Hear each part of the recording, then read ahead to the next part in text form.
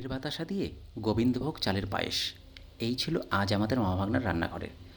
তবে এই রান্না মামা ভাগ্না কেউ আমরা করিনি, করেছে দিদি।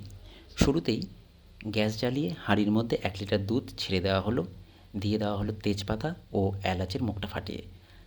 কিছুক্ষণ গরম হতেই ফুটন্ত দুধ থেকে অল্প দুধ তুলে রাখা হলো পরে গুঁড়ো দুধ মেশানোর জন্যে। এবার কিছুক্ষণ পরেই যখন ঘন হয়ে এলো দুধটা, দিয়ে দেওয়া হলো আধ ঘন্টা ভিজিয়ে রাখা গোবিন্দভোগ চালগুলো। চাল দেওয়ার কিছুক্ষণের মধ্যেই সেই গুঁড়ো দুধটা ভালোভাবে মিশিয়ে দিয়ে দেওয়া হলো। এবার দিয়ে দেওয়া হলো গুড়ের বাতাসাগুলো। দিয়ে দেওয়ার পরে সামান্য পরিমাণ নুন দেওয়া হলো মিষ্টির ব্যালেন্স করার জন্য।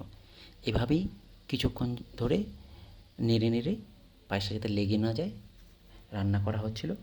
এর মাঝেই দিয়ে দেওয়া হয়েছিল কাজু ও কিশমিশ ভিজিয়ে রাখা, যেটা অবশ্যই, কিন্তু সেটা ভিডিওতে দেখানো সম্ভব হয়নি।